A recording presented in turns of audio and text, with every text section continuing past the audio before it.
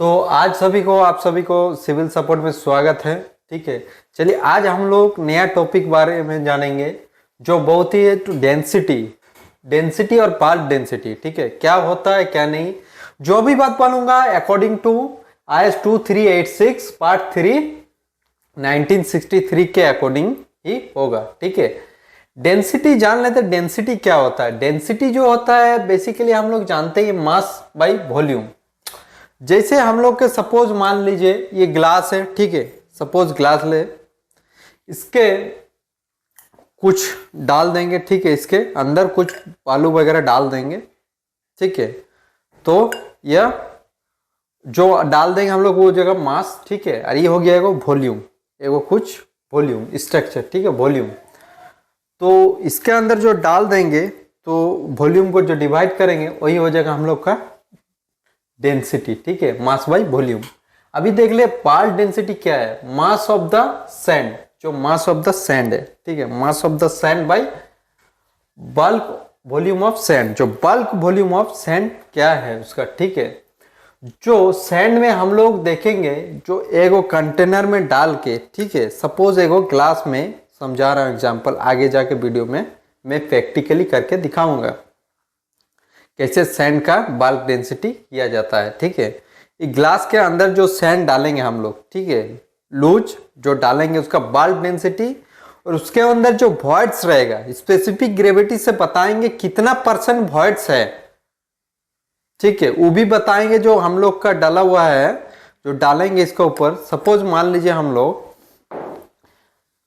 के पास सैंड है, ठीक है, सैंड डाला हुआ है, तो इसके अंदर भी वॉइड्स है, वॉइड्स तो रहेगा, लेकिन कितना % वॉइड्स है कैसे पता चलेगा? चलिए आगे हम लोग जान के आगे चल के हम लोग समझते हैं जे ये जो वॉइड्स है ग्लास के अंदर कितना % वॉइड्स है कैसे पता करेंगे हम लोग। चलिए चलते हैं आगे।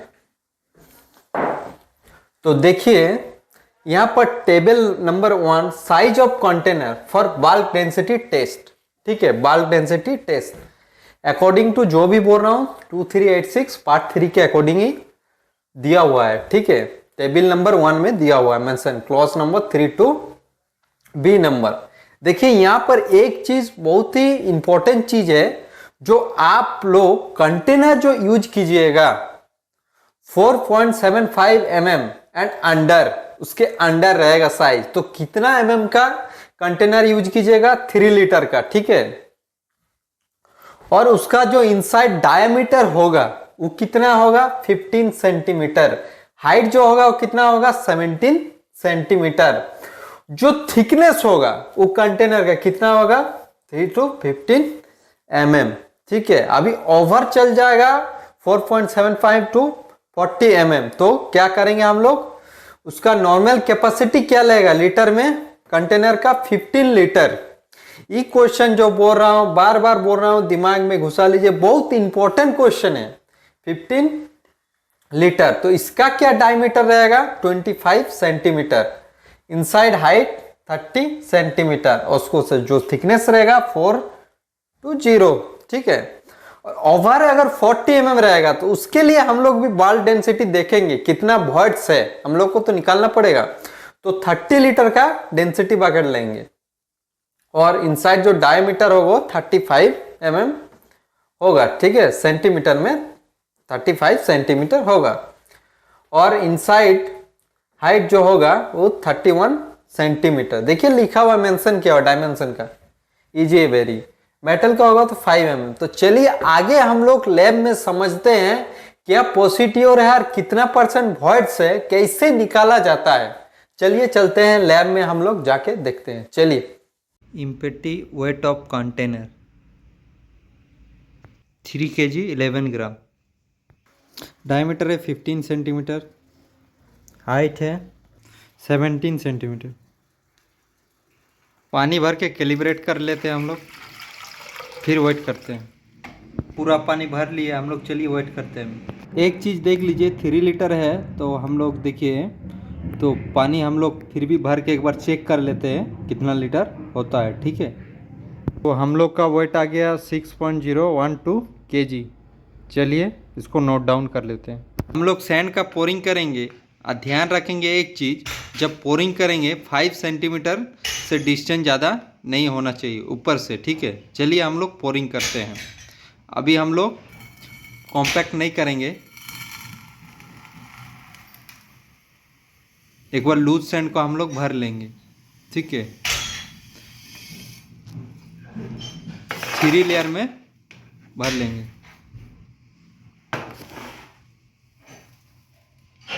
देखिए हम लोग ऐसे ऐसे कर लेंगे, तो 3 लेयर में भर लेंगे, ठीक है। फिर नेक्स्ट लेयर हम लोग कंटिन्यू करेंगे।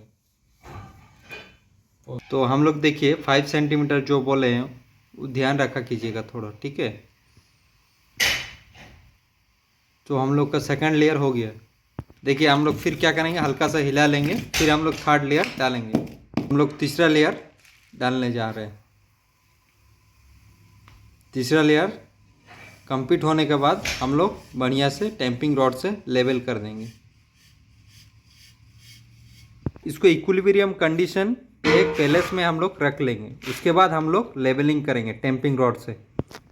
तो चलिए देख लेते हैं, हम लोग लेवलिंग कर लेते हैं चारों ओर बढ़िया से, ठीक है। देखिए चलिए हम लोग कंटिन्यू करते हैं लेवलिंग के लिए।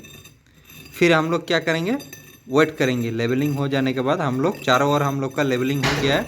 अभी हम लोग फिर वेट करेंगे।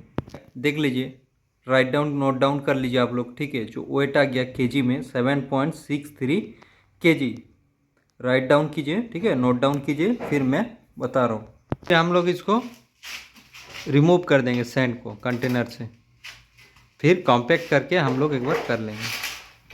फिर हम लोग 5 सेंटीमीटर को थोड़ा ध्यान में रखते हुए हम लोग पोरिंग करेंगे और 3 लेयर में डालेंगे और 25 टाइम्स हर एक लेयर में टैंपिंग करेंगे। तो चलिए हम लोग पहले लेवल कर लेते हैं, उसके बाद टैंपिंग करते हैं। लेवल कर लेते हैं, चलिए हिला के थोड़ा हम लोग, उसके बाद टैंपिंग करते हैं। बाद टैंपिंग करते हैं 25 बार, चारों ओर से हम लोग टैंपिंग कर लेते हैं। चलिए फर्स्ट लेयर हम लोग का कंप्लीट हो गया। अभी सेकंड लेयर कंटिन्यू करते हैं। सेम प्रोसीड्योर, बस डिस्टेंस थोड़ा मेंटेन करना 5 सेंटीमीटर रूट से, ठीक है। ठीक है, सेकंड लेयर भी हो गया। हम लोग फिर सेम से लेवल कर लेंगे, फिर हम लोग टैंपिंग कर लेंगे, ठीक है। चलिए 25 बार फिर हम लोग टैंपिंग कर लेते हैं। एक चीज़ है, टैंपिंग में ओवरलैप नहीं होना चाहिए, ठीक है। तीसरा लेयर हम लोग डाल लिए हैं, ठीक है। तीसरा लेयर में हम लोग टैंपिंग करेंगे।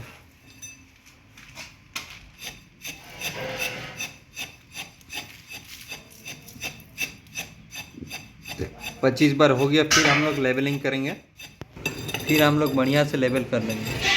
थोड़ा और रिक्वायरमेंट है, उसके बाद डाल के हम लोग बेड चारों ओर से हम लोग लेवलिंग कर लेते हैं, ठीक है। उसके बाद हम लोग इसका वेट कर लेते हैं, हम लोग वेट में डालते हैं। कि हम लोग का जो लूज सेंट था उससे हम लोग कॉम्पैक्टेड सेंट थोड़ा ज़्यादा है, तो इसमें हम लोग क्या करेंगे, जो परसेंटेज ऑफ एयर कंटेंट है, कितना परसेंट इसका वॉइड रह गया, उसको हम लोग निकाल लेंगे। कैसे निकालेंगे, स्पेसिफिक ग्रेविटी से, ठीक है। देख लीजिए हम लोग का इसका वेट है आ गया है 7 kg 917 ग्राम। जो हम लोग के पास अभी सैंड है वो जोन 1 का सैंड है, ठीक है। चलिए हम लोग इसका कैलकुलेशन समझ लेते हैं, जो जो आया है उसी का ये कैलकुलेशन हम लोग समझते हैं। जो imperative weight of container 3 kg, imperative weight of container plus water का जो वेट है दोनों को साथ में मिला 6.012 kg, ठीक है। तो वाटर वेट तो आ गया, इस माइनस करके लोग का 3.01। Imperative weight of container plus loose sand 7.63 kg। Weight of loose sand आ गया हम लोग कंटेनर का माइनस करके 4.63 kg। कंटेनर का वेट 3 kg है, इसलिए माइनस करके imperative weight of container for compacted sand 7.917 kg। Compacted sand तो equal to imperative weight of sand minus weight of the container, तो आ गया हम लोग 4.71 kg। तो loose bulk density fine aggregate sand, loose sand bulk density, weight of loose sand kg, water weight of container litre. तो loose sand kg जो हम लोग का आया था 4.63 kg डिवाइड बाय पानी का वेट 3.012 लीटर, तो आ गया 1.539 kg पर लीटर। Compacted bulk density of aggregate, fine aggregate, compacted bulk density, तो weight of compacted sand kg, water weight of container जो हम लोग निकाले थे, जैसे 4.917, जो पानी है उसे डिवाइड कर देंगे तो आ गया 0.6324 kg पर litre. Percentage of words, words कितना है, GS का मतलब स्पेसिफिक ग्रेविटी ऑफ एग्रीगेट, तो 2.61, तो R का मतलब bulk density of letter and loose sand, percentage of 2.61 minus 1.53 जो लूज कॉम्पैक्टेड सैंड है उससे, R का मतलब 4.216 स्पेसिफिक ग्रेविटी, तो डिवाइड इंटू 100 तो 41.03% आ गया वॉइस। अगर वीडियो अच्छा लगा, आशा करता हूँ लाइक कीजिए, शेयर कीजिए, सब्सक्राइब कीजिए। Thank you.